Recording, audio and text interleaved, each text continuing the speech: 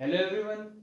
हमारा chapter 4 laws of motion revision में हमने इम्पल्स मोमेंटम थ्योरम डिस्कस कर ली थी। आज का जो हमारे टॉपिक रहेगा, आज हम मोस्ट ऑफ सभी इंपॉर्टेंट टॉपिक्स कवर कर देंगे। जो जो इसमें से पहला है हॉर्स कार्ट प्रॉब्लम। ये एग्जाम में काफी पूछा जाता है, इस पे बेस्ड न्यूमेरिकल भी बहुत अच्छे होते हैं। तो हम यहाँ पे हमारे पास एक कार्ट है, कार्ट, और ये हॉर्स है एच।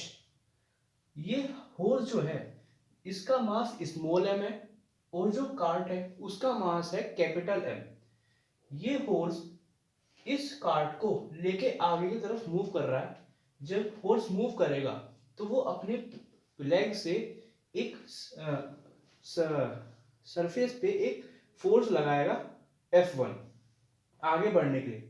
जो कार्ट के टायर्स हैं और रोड है उसके बीच में एक फ्रिक्शनल फोर्स लगेगा F। जो ये स्ट्रिंग है हॉर्स और कार्ट के बीच में, इसकी टेंशन है T। जब ये जो फोर्स है ये इंक्लाइन डायरेक्शन में लग रही है, जो फोर्स है इंक्लाइन डायरेक्शन में लग रही है, मतलब ऐसे हल्की सी बैंगड है, ऐसे टिल्ट है, तो फोर्स तो यहाँ लग रही है, तो इस पे लगने हमारा नॉर्मल रिएक्शन का होगा इसके अपोजिट, जो कि R है। ये अपोजिट रिएक्शन है। तो हमें ये बताना है कि इसमें कितना एक्सेलरेशन होगा, ये हमें फाइंड आउट करना है। आप इसका डायग्राम बना लीजिए।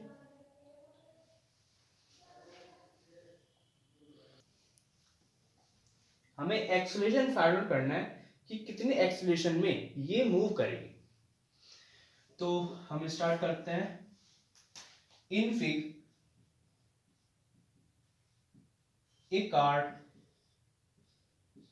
of mass capital M is connected to a horse of mass small m. When horse move, horse press the earth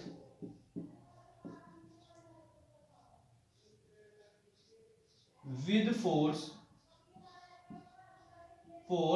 F and in inclined direction.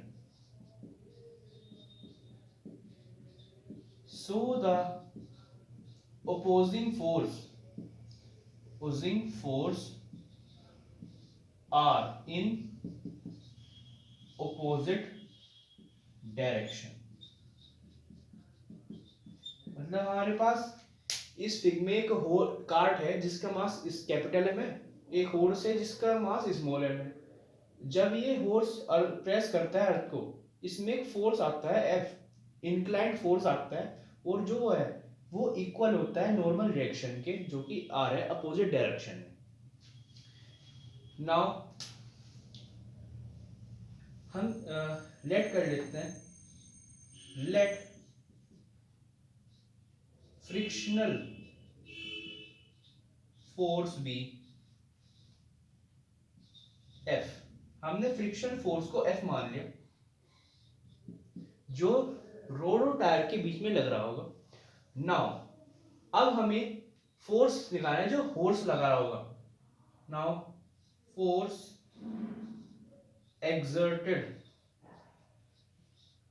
Bye horse, वो क्या होगा, horse minus tension of the string. जब horse में से हम T को minus करेंगे जब तो इसका फोर्स ये आगे बढ़ेगी। क्यों? क्योंकि यहाँ पे H जो है वो ग्रेटर देन है T से। ये now according to second law of motion से क्या होता है, F जो है वो m में के इक्वल होता है, लेकिन यहाँ पे जो फोर्स है वो है H माइनस टी। तो हम यहाँ पे फोर्स को H माइनस टी से रिप्लेस कर देंगे और ये आ जाएगा m में। ये हमारी इक्वेशन नंबर 1 आ गई। अब हम इसी तरह से दूसरा फोर्स निकालेंगे।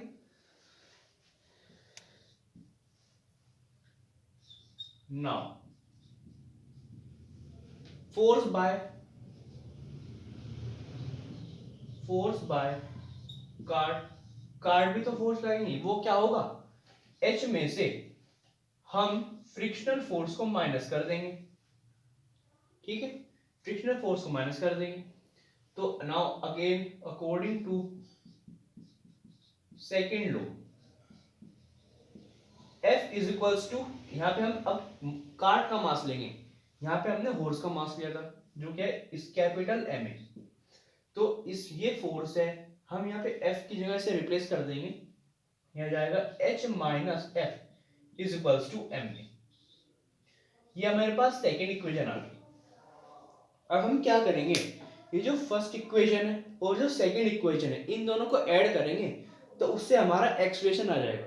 अच्छा, जो ये एक्सप्रेशन है ये दोनों ही फोर्स में कॉमन है, इसी तरह के इसकी इसी वजह से हमारा एक्सप्रेशन इजीली फाइंड आउट हो जाएगा। आप इसे नोट कर लीजिए।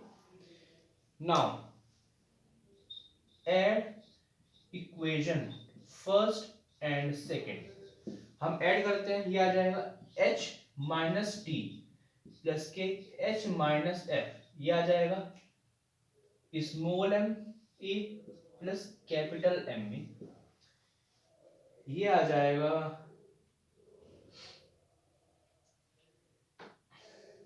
h माइनस टी प्लस के h माइनस एफ, ये आ जाएगा m, तो अंदर आ जाएगा capital M plus small m divided by यहाँ पे जो टेंशन है, यहाँ पे जो h है ये होर्स है, ये यहाँ पे है, ये यहाँ पे है, ये कैंसिल हो जाएगा, ठीक है। नाउ इसके बाद यहाँ पे होगा, ये आ जाएगा, अब t में से हम f को माइनस करेंगे, ये आ जाएगा m plus small m divided by ये आ जाएगा। अब ये स्मॉल m और यहाँ डिवाइड में ले जाएंगे तो हमारा एक्सप्रेशन आ जाएगा t minus F divided by small capital M plus small m। इतना एक्सप्रेशन प्रोड्यूस हो रहा होगा और जब कार्ड को मूव करेगा, आप इसे नोट कर लीजिए। तो ये हो गया हमारा जो अगला टॉपिक है, ये आपको समझ आ गया, मैं एक बार एक्सप्लेन कर देता हूँ। हमारे पास एक कार्ड था जिसका मास कैपिटल M है, एक और से जिसका मास स्मॉल m है। हमने सबसे पहले फ्रिक्शनल फोर्स को F मान लिया, हमने फोर्स निकाला, जब फोर्स लगाएगा कार्ड पे वो आ जाएगा h माइनस टी, क्योंकि h बड़ा है t से। हम सेकेंड लॉ लगाएंगे यहाँ पे m में, f की जगह h माइनस टी पुट कर रहे हैं इक्वल्स टू m में, ये फर्स्ट इक्वेशन आ गई। सेकंड इक्वेशन कैसे आएगी, फोर्स एक्सर्टेड बाय कार्ड, यहाँ पे से टेंशन, जब इस स्ट्रिंग की टेंशन में से हम फ्रिक्शनल फोर्स को माइनस करेंगे जब आएगा cord force exerted by cord. Now फिर again according to second law F is equals to M में, यह आ जाएगा H minus F is equals to M। हमने दोनों इक्वेशन को ऐड करा, यहाँ पे टेंशन से टेंशन कैंसिल आउट हो गया, यहाँ पे टेंशन है, टेंशन कैंसिल आउट हो गया और ये कॉमन लेके एक्सप्रेशन आ। जो हमारा अब अगला टॉपिक है वो है apparent weight of a person in a lift. इस पे बेस क्वेश्चन आता है, ये एनसीईआरटी में दे रखा है, क्वेश्चन नंबर 13 उस पे बेस्ड है। ये प्रूव करने के लिए आ जाता है।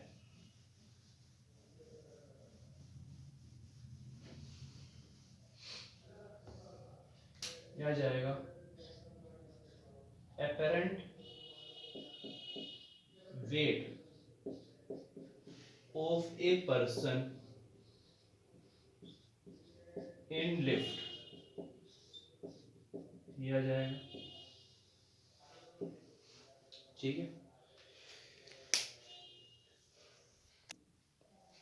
ये है apparent weight of a person in a lift।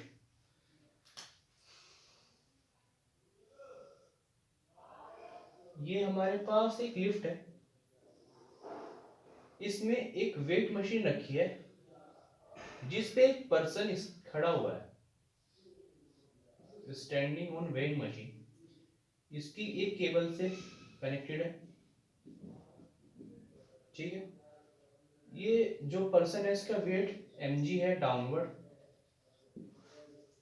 हमें ये बताना है जब ये लिफ्ट अपवर्ड और डाउनवर्ड जब मूव करेगी तो हम अलग अलग पोजीशन पे लिफ्ट की जो पर्सन है उसका वेट कैलकुलेट करेंगे उसकी लिफ्ट की एक्सेलरेशन के हिसाब से। Now consider a man standing on weight machine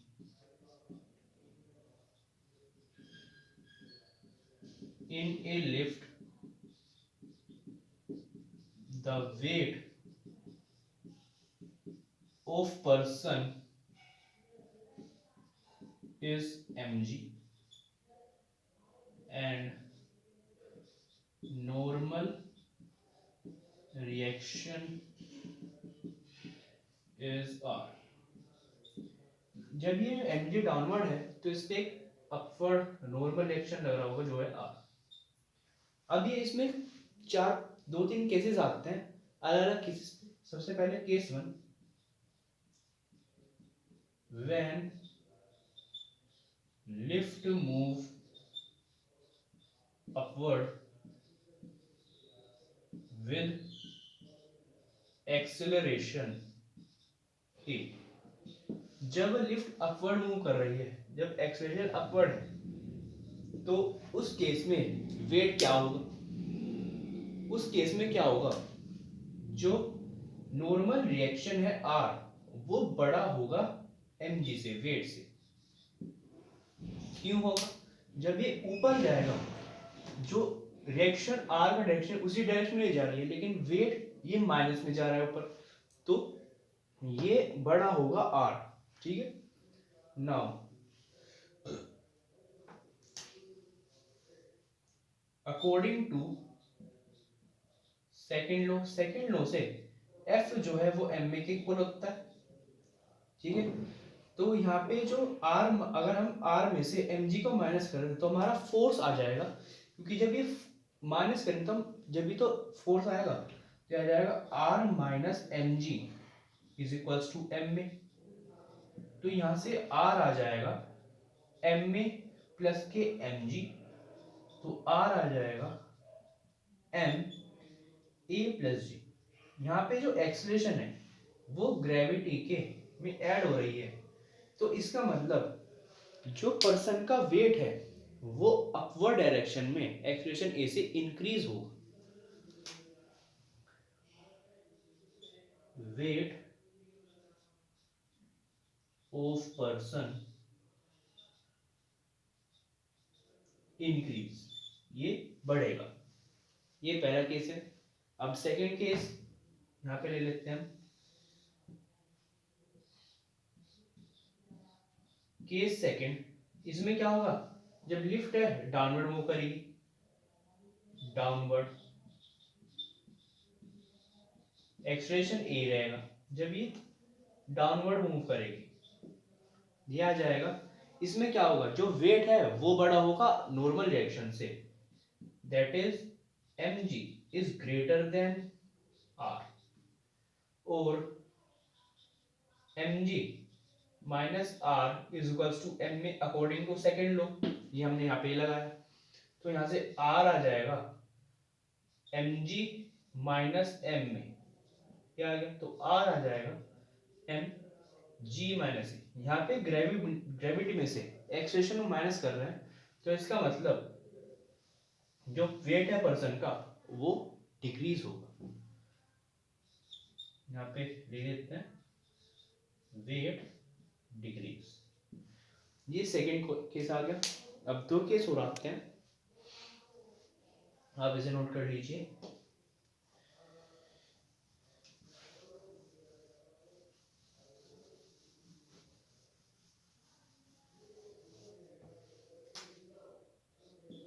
case number 3, when lift move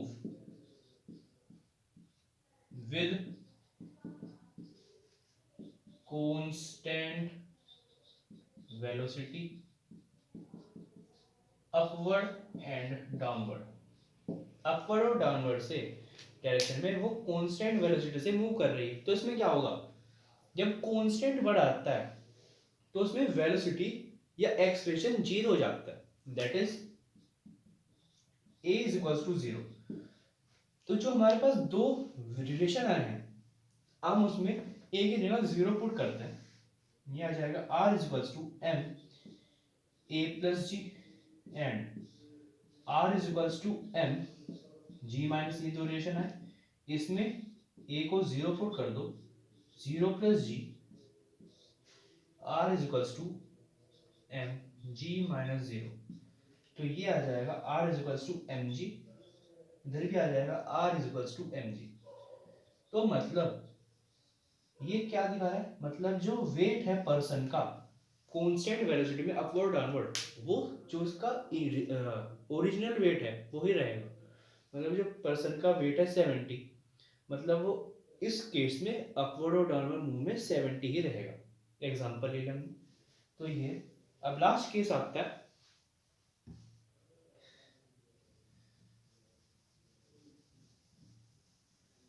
जो हमारा लास्ट केस है, व्हेन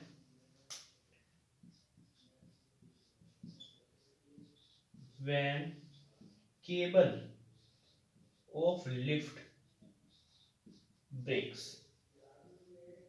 अगर जो ये केबल का लिफ्ट है ये ब्रेक ब्रेक हो जाए, तो ये जो लिफ्ट है ये डाउनवर्ड मूव करेगी बहुत ही ज्यादा एक्सेलरेशन के साथ। मतलब जो एक्सेलरेशन है वो ग्रेविटी के इक्वल हो जाएगा। इसकी मतलब that is A is equals to g. तो हम क्या करेंगे, अच्छा जो ये डाउनवर्ड मूव कर रही है तो हम इसमें डाउनवर्ड वाला ही फॉर्मूला लगाएंगे, क्योंकि डाउनवर्ड मूव कर रही है। क्या जाएगा, R is equals to M ji minus A. यहाँ पे ए की जगह हम जी पुट करते हैं, ये खत्म हो जाएगा, तो m equal to zero, R आ जाएगा जीरो। मतलब जो वेट है पर्सन का वो इन्फिनिटी पे पहुंच जाएगा, मतलब जीरो हो जाएगा, बिल्कुल नेग्लिजिबल। ये था apparent weight of a person in lift, आप इसे नोट कर लीजिए। अगला हमारा टॉपिक है पुली वाला, motion of two connected bodies. वो भी काफी इंपॉर्टेंट टॉपिक है, उस पे केस बेस्ड क्वेश्चन बहुत बनते हैं। मैं भी दिखाता हूँ आपको।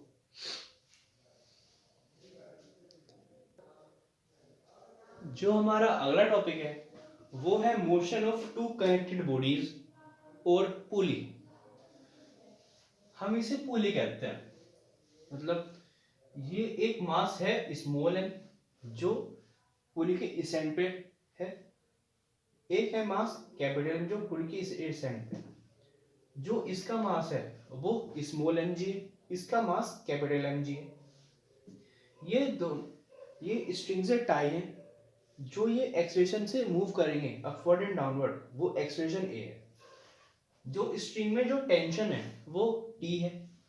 जब हमें पता लग रहा है कि जो कैपिटल एम है उसका वेट ज्यादा होगा, मतलब जब ये वेट ज्यादा है और इसका वेट कम है, तो ये सर्कुलर पुली है, एक रोलर की तरह वर्क करेगा।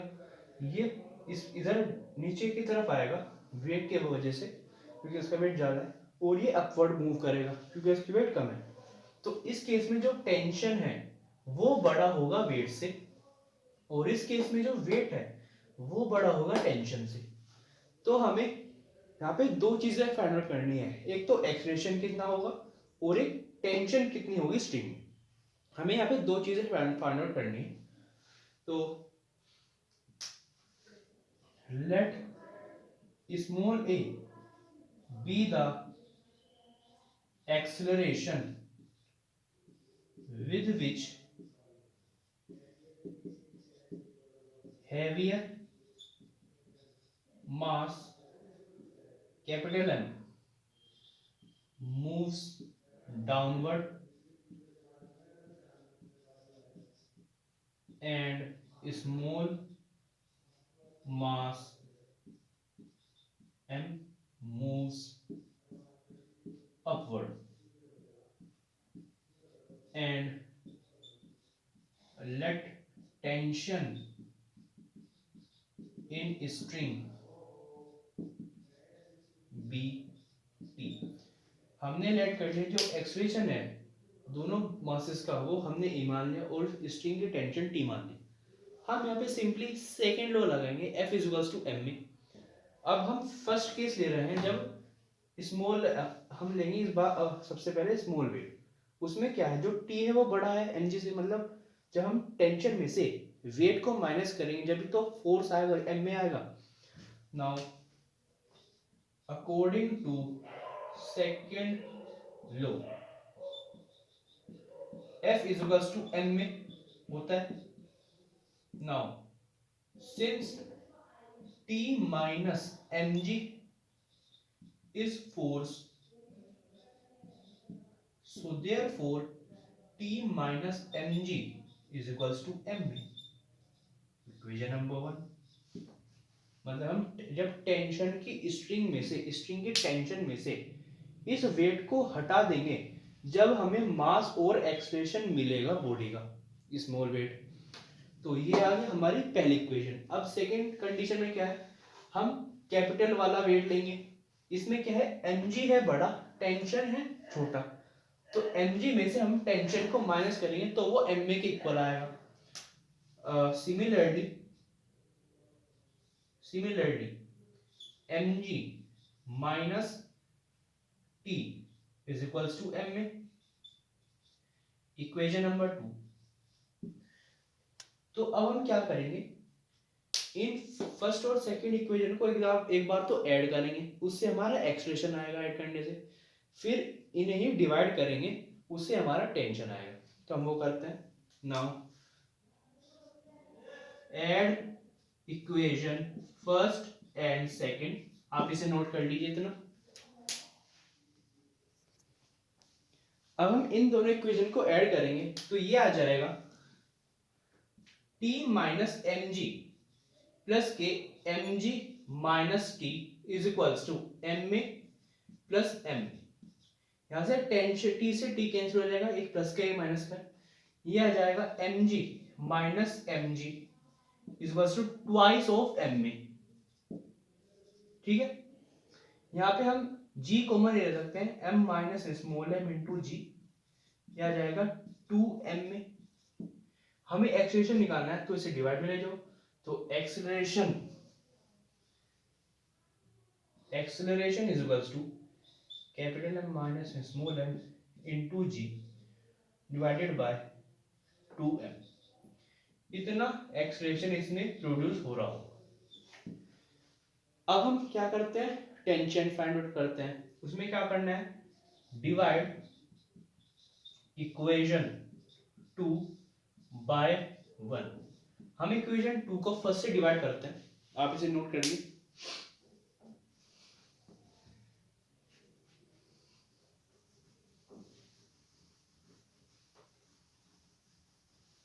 इक्वेशन 2 डिवाइड बाय इक्वेशन 1, ये आ जाएगा mg minus T divided by, ये आ जाएगा t minus M G is equals to,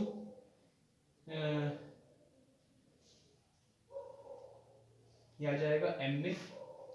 यहाँ पे हम कैपिटल एम में लेंगे क्योंकि कैपिटल मास है ना, तो यहाँ पे भी कैपिटल एम आ जाएगा। ठीक है, ये आ जाएगा एम में डिवाइड बाय एम। हम क्या करते हैं, यहाँ पे क्रॉस मल्टीप्लाई करते हैं, ये इससे मल्टीप्लाई होगा।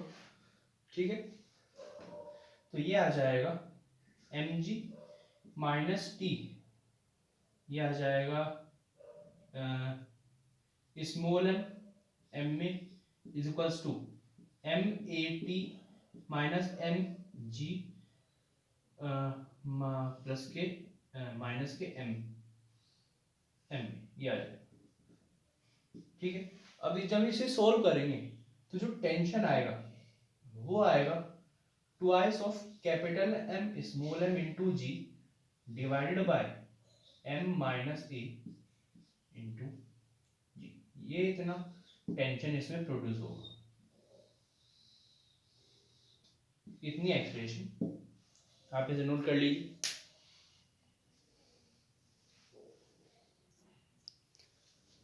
तो ये था motion of two connected bodies. इस वीडियो में हम यहीं तक रखते हैं। जो अगला टॉपिक है हमारा रहेगा नेक्स्ट वीडियो में, वो हम motion of car bank road वाला करेंगे, और limiting friction, laws of limiting friction करेंगे, angle of repose, angle of friction, और बेंडिंग ऑफ साइकिल्स।